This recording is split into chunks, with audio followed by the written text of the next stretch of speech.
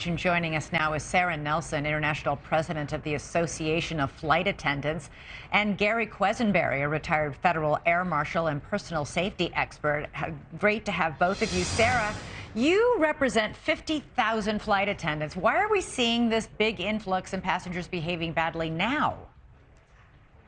Well, look, this is a whole host of issues coming together. First of all, we're coming off of the pandemic. Everyone is stressed out. Prior to the pandemic, we saw inequality rise, and we only saw that continue to rise over the course of the pandemic and since.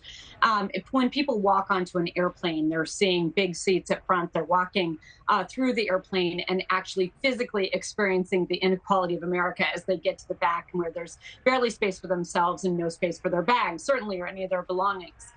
So people are coming to the airplane stressed and stressed out. And we have less staff than we've ever had. Flight attendant staffing is at minimum. We used to be staffed 25 and 50% more. Staffing at the gates are at minimum. So oftentimes people are not actually interacting with an airline employee until they're up in the air. You add alcohol to the mix. If they are drinking in the airport before they get on their flight, they don't understand how that alcohol is going to affect them when they get up in the air in a pressurized cabin at 8,000 feet with less oxygen.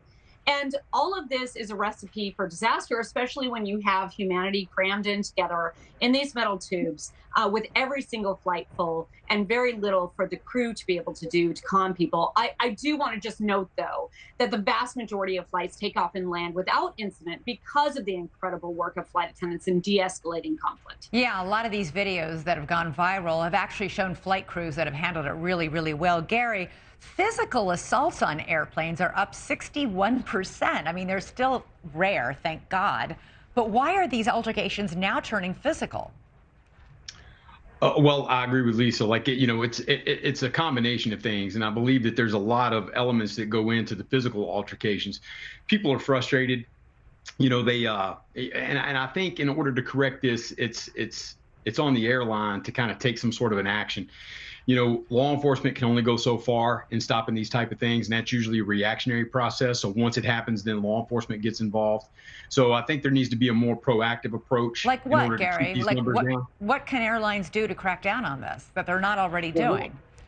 Well, it's increased so much since the pandemic. I would like to see a little more enforcement of the fines and things like that. I would like to see it made perfectly clear, like they were talking about earlier, how the pilot got on and gave a little bit of a lecture about how people are supposed to act and treat each other. Yeah. That's something you should do for a 7-year-old, not a grown person on an airline. So I would like to see that kind of printed up front. Whenever they purchase the ticket, they have to acknowledge these are the rules and these are the penalties if I break these rules before they purchase the ticket, and then enforce those fines. You can be fined up to $37,000. That's quite a hit. And if people start having to suffer through that financial burden, I have a feeling it would correct some of the behavior you're seeing now on the airplanes. Sara, do you think that would help? So we actually lobbied for those fines and penalties. People can also spend up to 20 years in jail if they're interfering with the duties of crew members.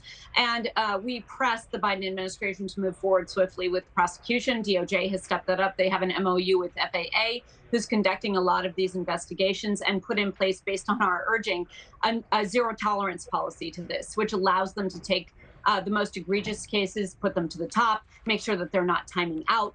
Getting that information then over to DOJ, which it will facilitate making the process go more quickly to get that into a courtroom and have these penalties actually enforced. When people are sitting in jail and that's reported on and the consequences are very clear, Gary's right. We have to be very clear about what the consequences are up front.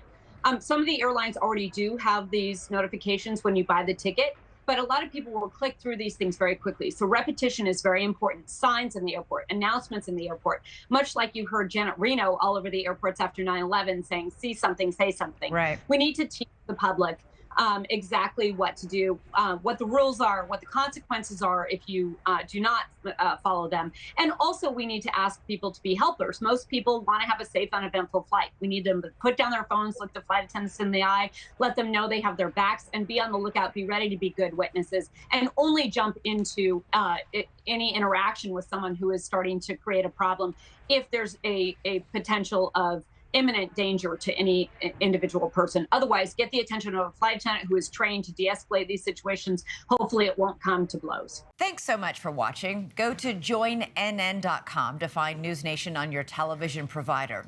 And don't forget to click the red subscribe button below to get more of NewsNation's fact-driven, unbiased coverage.